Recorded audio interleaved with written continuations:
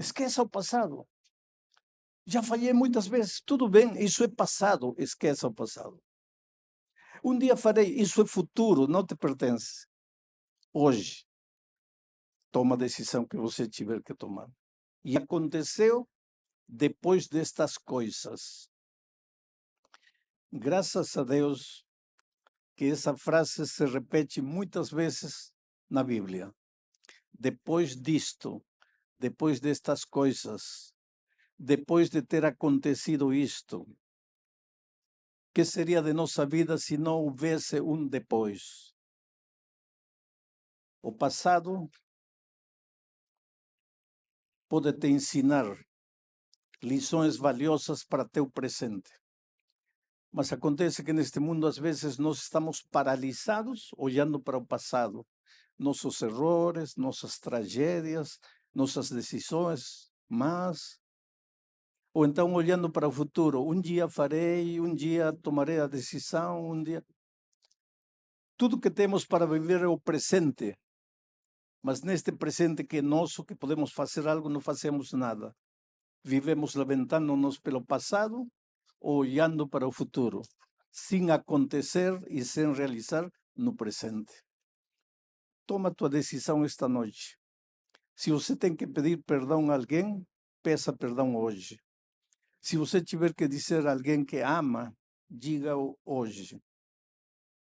Eu vi um sepultamento onde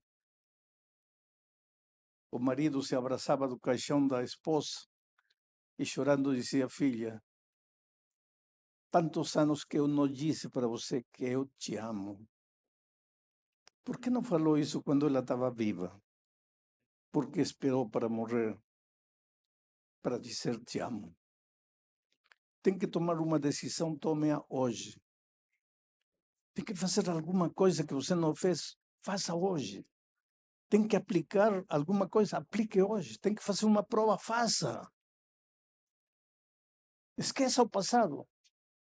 Já falhei muitas vezes, tudo bem, isso é passado, esqueça o passado. Um dia farei, isso é futuro, não te pertence.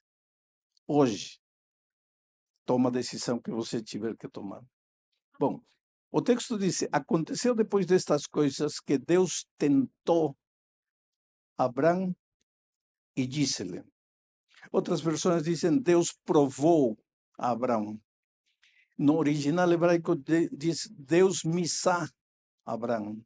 Estou ensinando uma palavra em hebraico para vocês: misá, que é provar, é testar, mas também pode ser traduzida como ensinar. Aconteceu que depois destas coisas Deus decidiu ensinar a Abrão. Ensinar. Este capítulo, mais do que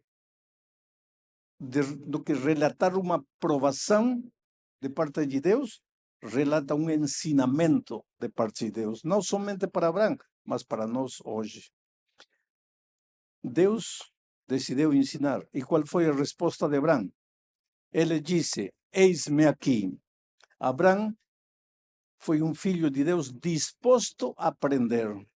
Estou aqui pronto para aprender. Querido, sabe você que viver é aprender? Os mortos não aprendem. Os vivos aprendemos. Mas aprender, sabe o que significa? Sair do terreno que você conhece e avançar em direção do terreno que você não conhece. Acontece que nós, por natureza, temos medo de deixar nosso território e de avançar. Por isso temos medo de aprender. Aprender. Tem pouca gente como Abraão que diz: Senhor, eis-me aqui, me ensina, estou disposto a aprender. A Bíblia é um manual de felicidade onde Deus ensina aos seus filhos a serem felizes. Querido, quero que você compreenda uma coisa: você é a coisa mais linda que Deus tem nesta vida. Ou se você pudesse entender como Deus ama você. Não estou dizendo como Deus ama vocês. Esta noite, para Deus, é como se você sozinho fosse a única pessoa que estivesse sentada aqui. Se você está me ouvindo pela rádio, na cela de uma prisão, Deus ama você. Se você estivesse nesse momento me ouvindo através da rádio, no leito de um hospital, Deus ama você. Não pelo que você faz ou deixa de fazer. Deus ama porque você é um ser vivo, porque você tem sentimentos, porque você tem emoções. Deus te ama. Muitas vezes Deus não aprova o jeito como você está vivendo, mas Ele te ama, te continua amando e está disposto a te ensinar a viver. Você não precisa se machucar na vida. Você não precisa andar quebrando a cara. Você não precisa andar chorando, sangrando. Deus quer para você o melhor do melhor, mas você precisa aprender. E às vezes a gente não lê o manual da felicidade, que é a palavra de Deus, e aprende a golpes, aprende com lágrimas, aprende destruindo a família, destruindo os filhos, mas aprende, porque a vida ensina. Às vezes a vida te dá um golpe no fígado que você começa a balançar. E Deus permite tudo isso para você aprender, que a própria vida te ensine. Mas tenho esta noite nas minhas mãos a palavra de Deus, que é o livro, é o manual da felicidade. Você quer viver muito tempo, leia a palavra de Deus. Você quer ter um lar feliz, leia a palavra de Deus. Você quer que o dinheiro, muito ou pouco, se multiplique nas tuas mãos, leia a palavra de Deus. Você quer que teus filhos cresçam como palmeiras eretas na beira do rio, leia a palavra de Deus. Você quer dormir em paz, leia a palavra de Deus. Você quer olhar para o futuro sem medo, leia a palavra de Deus. Você quer ter esperança no coração, leia a palavra de Deus. Este é o manual da felicidade. Mas muitos seres humanos tentam viver com a Bíblia fechada. Como você pode viver desse jeito? Deus esteve disposto a ensinar a Abraão. E desta história que vou contar agora para vocês, vamos obter 3 lições. Sabem o que Deus disse para Abraão? Abraão, toma teu filho, o teu único filho, e oferece-o em sacrifício para mim. Querido, Deus nunca pediu na Bíblia sacrifícios humanos, a não ser nesta ocasião.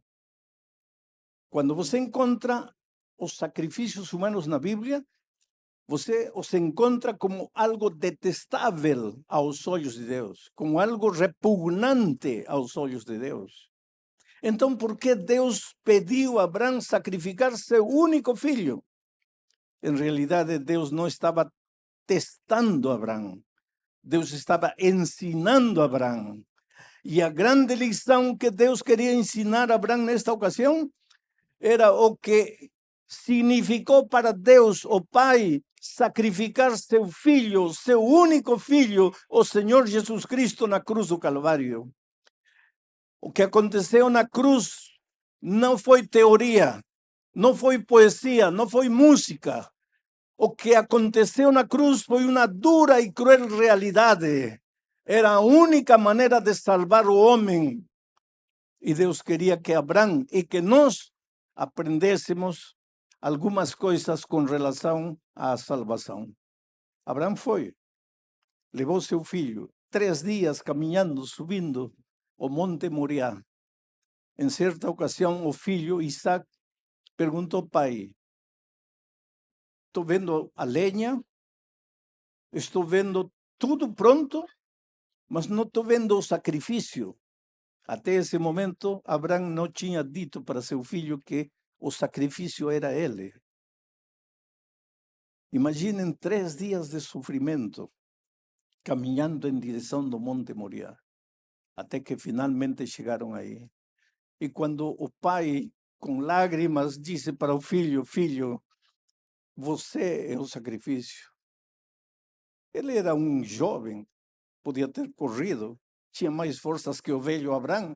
Lembrem-se que Abrão teve esse filho já na velhice. E, no entanto, Isaac aceitou ser o sacrifício. E se colocou em cima do altar. E Abrão levantou a faca. E quando estava para sacrificar o menino, ouviu a voz que disse: Abrão, para. Eu só queria ver até que ponto você ia aprender a lição da salvação. E naquele momento Deus abriu os olhos de Abrão e viu um cordeiro debaixo de uma árvore para substituir a Isaac. E o cordeiro foi sacrificado. 3 lições que aprendemos deste incidente. Primeiro, Deus é o provedor, tanto assim que Abrão chamou aquele lugar o Monte da Provisão. O Senhor provê. Ele é o único que é capaz de prover o plano de salvação para o ser humano. Querido, nós não temos nada que entregar ao Senhor Jesus. Eu sempre digo que se eu morresse e incinerasse em meu corpo, daria um punhado de cinza que não alcançava nem para adubar uma flor. É tudo que eu sou. O que tenho de valor para entregar para o Senhor Jesus? Que tem algo de bom em mim para oferecer ao Senhor Jesus? Se dependesse de mim, estou perdido, estou condenado, mereço a morte. Mas graças a Deus a salvação não depende de mim, depende unicamente do Senhor Jesus Cristo. Ele é o provedor. Primeira lição que temos que aprender esta noite é que se você se sente perdido, você se sente prisioneiro de sentimentos proibidos, de pensamentos imundos que estão destruindo sua vida, se você se sente encadeado pelos hábitos nocivos, perniciosos, viciado, não pode sair, não pode limpar sua vida, não pode sair da situação que se encontre, não tente lutar sozinho. Há solução para você. Deus é o provedor. A salvação não depende dos seus esforços humanos, depende unicamente do que Jesus fez por você na cruz do Calvário. Segunda lição. A salvação é substitutória. A palavra de Deus diz que o salário do pecado é a morte, o resultado do pecado é a morte. Aqui está o território da vida.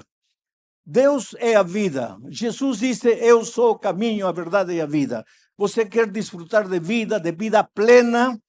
Você quer acordar de manhã com vontade de viver, de ir para o trabalho com um cântico no seu coração, de louvar o nome de Deus?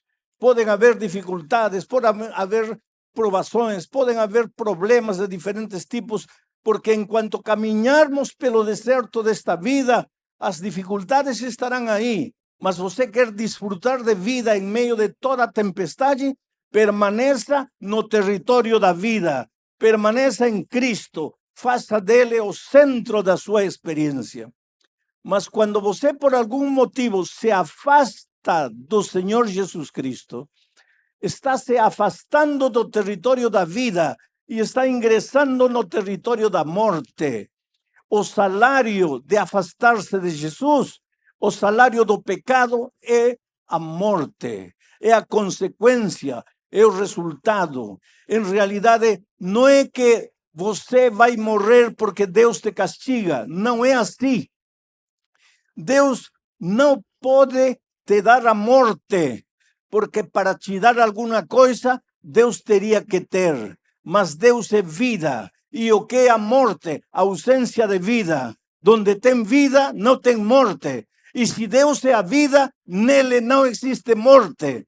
E se não existe morte nele, como é que vai te dar a morte? Então, quando você morre espiritualmente, não é porque Deus te está castigando, é porque você voluntariamente abandona o Deus da vida e entra no território da morte. Esta morte não é uma morte instantânea. Não é que você se afastou de Jesus e morreu. Fisicamente não. Fisicamente você vai continuar vivendo. Mas a vida que você vive afastado de Jesus não é vida. É uma caricatura de vida. É um remédio grotesco da vida. É um terreno de condenação. Você vai morrendo em gerúndio, lentamente, pouco a pouco. O inimigo te tira a vontade de viver, destrói teu casamento, destrói teus valores, destrói teus princípios, destrói tua vida financeira, tua vida profissional. Chega um ponto em que você não quer mais viver, tua vida não tem sentido. Você passa noites deitado na cama sem conciliar o sono. Por quê? Você não matou, não roubou, não fez nada, mas há um vazio interior, há um vazio que dói, que perturba por dentro. Os psicólogos chamam a esse vazio o vazio existencial. Você não sabe por quê, mas você vive permanentemente angustiado. E que você está caminhando no território da condenação. Você está longe da vida. Quer solucionar esse problema? Então tem que retornar para o território da vida. Tem que voltar a Jesus. Ele é a vida. Mas quando você está retornando, aparece o diabo que conhece muito bem a palavra de Deus. Lembrem que quando Jesus esteve na terra, no deserto, o diabo se apresentou a Jesus para tentá-lo com a palavra de Deus. Diz, escrito está, escrito está, escrito está, porque o diabo conhece bem a palavra de Deus. Mas conhecer a palavra de Deus não ajuda. O diabo conhece, mas não vive a palavra de Deus. Se eu conheço tudo, mas não vivo, de nada me serve. Alimenta meu intelecto, mas não transforma minha vida.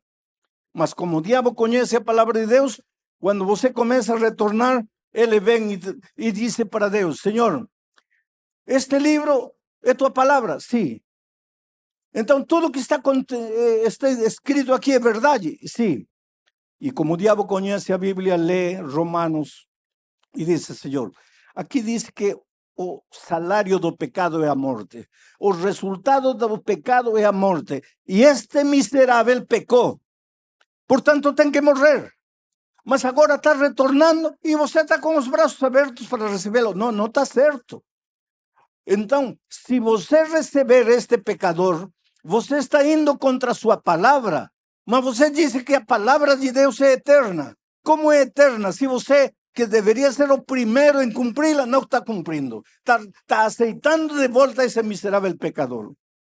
Aí entra a maravilhosa pessoa de Jesus Cristo. E essa foi a segunda lição do Monte Moriá.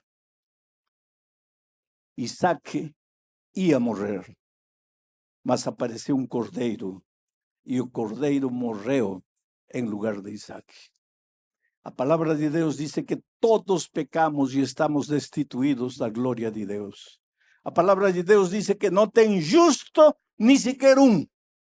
A palavra de Deus diz que desde a cabeça até os pés, todo em nós é podrida chaga.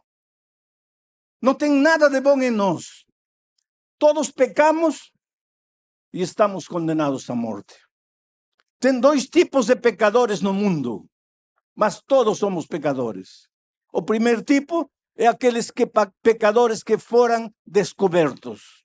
E o segundo tipo, os pecadores que ainda não foram descobertos. Mas todos somos pecadores. Não há justo nem sequer um. Se não pecamos fazendo algo, pensamos pensando algo. Mas o pecado está em nós. Em pecado fomos concebidos.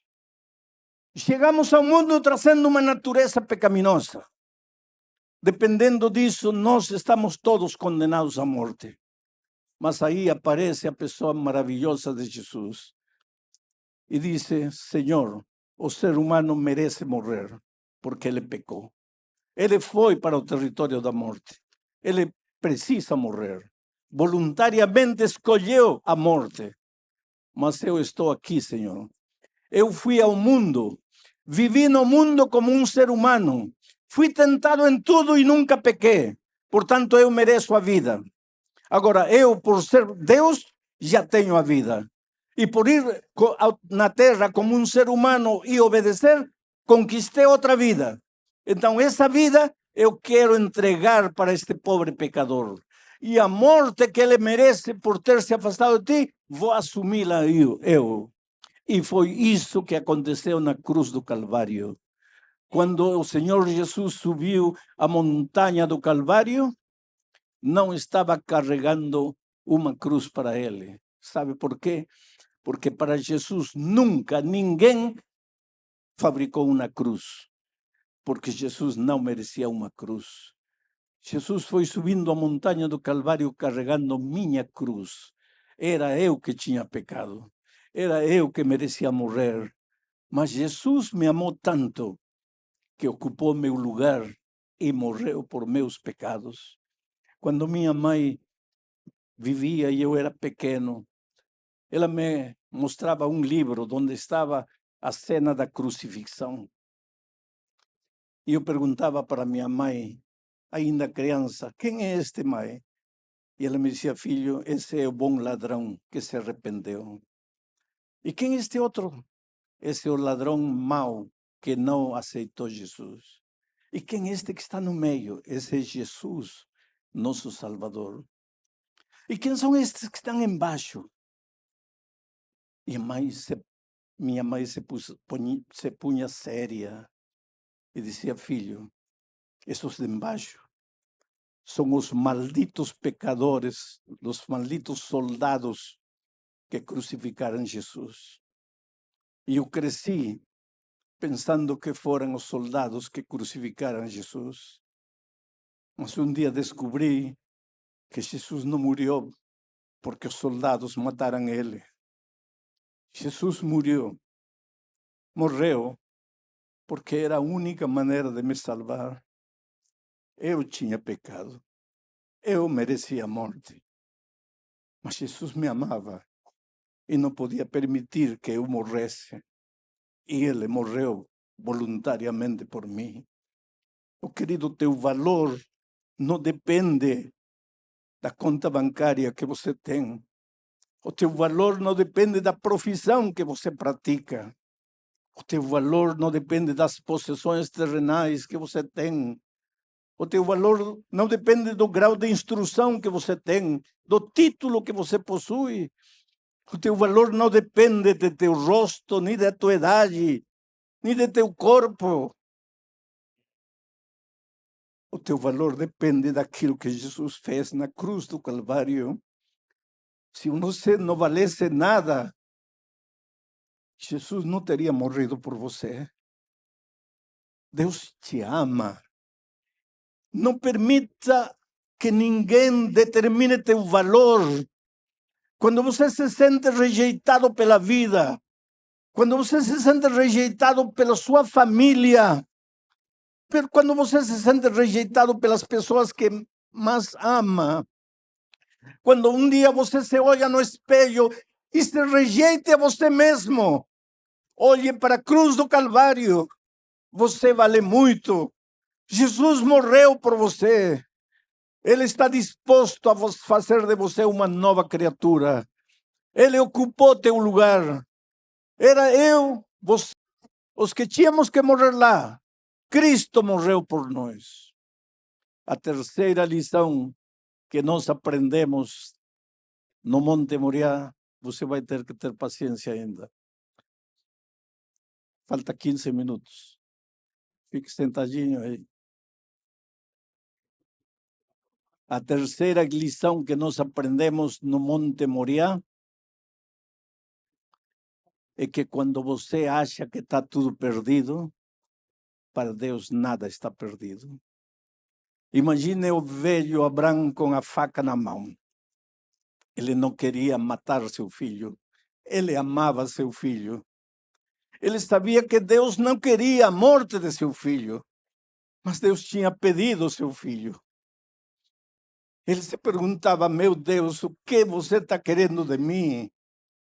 Como é que eu vou sacrificar meu filho? Levantou a mão, não entanto, porque estava disposto a obedecer.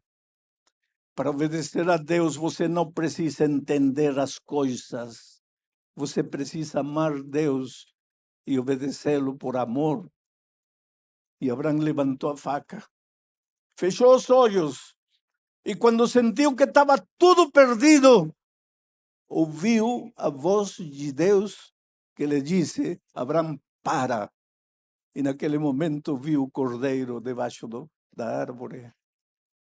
Eu não sei se neste momento eu estou pregando para alguém que está vivendo uma situação parecida com a de Abraão, no sentido de que você não sabe mais o que fazer humanamente. Teu casamento está literalmente destruído. Você acha que já não tem solução. Você já acha que está tudo perdido. Mas quando você acha que está tudo perdido, prepare-se para ouvir a voz de Deus. Deus sempre tem uma saída. Deus tem uma solução para teu problema. Nada está perdido para aqueles que creem em Deus. Nada está perdido para aqueles que depositam sua vida nas mãos de Deus. Oh, queridos, desde o ponto de vista humano, você pode pensar que já não tem saída para você, mas Deus é Deus. Deus é o Deus dos impossíveis. Nada há impossível para Deus. Eu vou contar para vocês uma experiência da vida real. Um homem estava casado com uma senhora cristã, membro da igreja. Essa menina tinha nascido e crescido na igreja. Casou com um incrédulo que não cria em Deus, não cria em nada. Você vai perguntar como uma menina que nasceu e cresceu na igreja amando Jesus pode casar com um homem que não crê em Deus, não crê em nada. Mas ela dizia: meu amor vai conquistá-lo. Meu amor vai transformá-lo. Oh, querido, teu amor não transforma ninguém. Só o amor de Cristo pode transformar alguém. Mas o amor de Cristo não vale se a pessoa não abre o coração e aceita o amor de Jesus. Naturalmente, no princípio, todo foi maravilhoso. A lua de mel. Aí tudo é lindo e maravilhoso. 5 anos depois, esse casamento estava quase destruído. Mas veio o primeiro filho. Veio o segundo filho. E agora o lar se tornou um inferno. Ele nunca quis ir para a igreja, nunca quis apoiar a esposa na educação dos filhos. Ensinava para os filhos que Deus não existe. A mãe ensinava para os filhos que Deus existe. Um conflito na cabecinha das crianças. Quando eles alcançaram 12, 13 anos de idade, decidiram batizar-se. E a mãe disse para os filhos: falem para seu pai que vocês vão ser batizados. E talvez ele, como ama vocês, aceite ir para a igreja. E sabe o que este homem falou para os filhos? Filhos, vocês sabem que tudo isso é besteira. Eu não acredito em nada disso. A louca da sua mãe é que bota essas ideias na cabeça de vocês. Vocês podem fazer o que quiserem, vocês são livres. Mas não esperem que eu os apoie nessa loucura. Eu não vou. As crianças foram e se batizaram. Um ano depois, organizaram um passeio com o coral da igreja. Ela e as crianças foram de carro para uma atividade no campo. E quando estavam retornando uma noite chuvosa, ela saiu da estrada, perdeu o equilíbrio do carro. O carro caiu num abismo, pegou fogo. Ela e os 2 filhos morreram calcinados em meio do fogo. Este homem, quando ficou sabendo do que tinha acontecido com a esposa e os filhos, quase enlouqueceu. Agrediu ao pastor. Foi na porta da igreja, insultou a igreja, aos irmãos. Falou coisas incoerentes, impropérios, palavrões. Entrou em uma profunda depressão. Foi se apagando, apagando, apagando. Amaldiçoava a Deus. Amaldiçoava a igreja. Sentiu-se tão mal que foi ao médico, fez um exame do médico e recebeu o diagnóstico. Você está com um câncer quase terminal. Você está condenado à morte. Então sua revolta chegou ao cúmulo. Insultava a Deus, gritava com Deus, chorava diante de Deus. Aí um dia se lembrou que uma noite sua esposa não saía da sala e ele se levantou e foi em silêncio para ver o que estava fazendo. E a esposa estava no computador assistindo uma mensagem minha. E ele foi atrás e viu. Agarrou o computador e jogou no chão. Pisou em cima, acabou. E não contente com isso, foi e agrediu fisicamente a esposa. Agora, no estado em que se encontrava, condenado à morte pelo câncer, lembrou-se daquela noite, abriu o computador, começou a procurar e me achou pregando a palavra de Deus. E por primeira vez na sua vida, ouviu um sermão inteiro.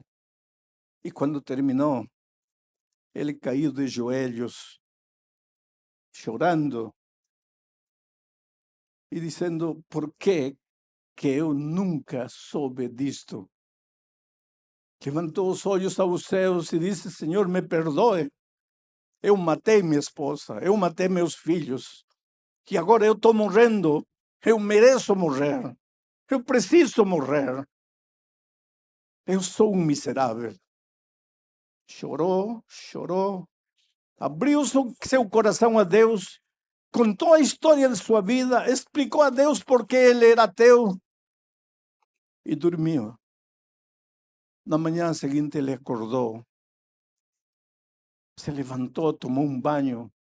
Depois de muitos dias foi à sua empresa. O povo se assustou quando viu ele. Todos tinham medo dele. Era um homem mau, duro, intransigente. Agora ele entrou na empresa cumprimentando a todo mundo. E o pessoal do trabalho comentava entre si: é que as pessoas antes de morrer ficam boazinhas. Ele já está morrendo. E efetivamente ele estava morrendo. Mas aquele dia ele se sentiu exuberante. No dia seguinte ele amanheceu assim. Antes de dormir conversou com Deus. Começou a sentir paz no coração. Prendia a computadora. Continuava ouvindo mensagens. Chegou o dia em que tinha que fazer um novo exame médico. Foi lá. O médico viu os resultados e lhe perguntou: você está tomando alguma coisa, algum remédio que eu não estou dando para você? Ele disse: não, doutor. Para ser sincero, eu não estou tomando nem os remédios que o senhor me dá. Eu vou morrer. Eu estou condenado à morte. Olha, já não tenho cabelo, com a quimioterapia e tudo. Eu não tenho mais vontade de viver. Eu quero morrer. Eu quero acelerar. Eu não estou tomando nada. O médico disse: olha, fala em sério para mim. Se você não for honesto comigo, eu não posso fazer nada por você. Você está tomando algo. Doutor, eu não estou tomando nada. Então vou pedir para você ir a outro médico, amigo meu, para fazer outro exame com ele. E ele foi. E fez outra bateria de exames. E o médico disse: olha, você chegou aqui e o doutor teu anterior me disse que você estava com câncer. Sim. Você não tem nada. E ele disse: mas tem que haver um erro. Olhe bem para os meus exames. Está tudo claro aqui. Você não tem nada. Mas para tirar qualquer dúvida, vou fazer outra bateria de exames. 15 dias depois, com os novos resultados, o médico disse: olha, literalmente, você não tem nada. Você nunca teve câncer. Agora, se você é religioso, agradeça a Deus, porque Deus fez um milagre com você. No sábado seguinte, ele foi para a igreja. Quando apareceu lá atrás, todo o povo ficou assustado, porque sabiam quem era ele. A última vez que ele veio foi para agredir fisicamente o pastor. O pastor estava pregando e quando viu ele lá também ficou assustado. Mas ele sentou-se e ouviu toda a pregação. No final, ele foi falar com o pastor e disse: pastor, eu vim me entregar ao Senhor Jesus Cristo. E contou a história. Quando ele achava que desde o ponto de vista humano estava todo perdido, aí estava a oportunidade de Deus. Eu não sei o drama que você está vivendo. Uma coisa sei, mesmo que você, desde o ponto de vista humano, pareça que não tem saída, por favor, confie em Deus, dê a oportunidade para Deus. O cordeiro está pronto, a saída está pronto, a janela se abriu, a luz de um novo dia nasce para você. Mas para isso, você precisa abrir o coração a Jesus. Você precisa render-se ao Senhor Jesus Cristo. E esta noite eu quero fazer um convite para você. Se você já foi membro de igreja e por essas coisas da vida hoje está longe de Deus e longe da igreja, este é o momento de se devolver a Deus. Você não está aqui por coincidência. Você está aqui porque o Espírito de Deus trouxe você. Segundo, se você está ouvindo a palavra de Deus por primeira vez, entregue seu coração a Jesus. Deixe que Jesus faça por você o que você não pode fazer sozinho. Deixe-se ensinar pelo Senhor Jesus Cristo. E terceiro convite, se você já está estudando a Bíblia, já conhece a palavra de Deus e precisa tomar a decisão de ser batizado, tome essa decisão hoje. Não deixe isso para o futuro. Hoje é o dia de boa nova. Hoje é o dia de decisão.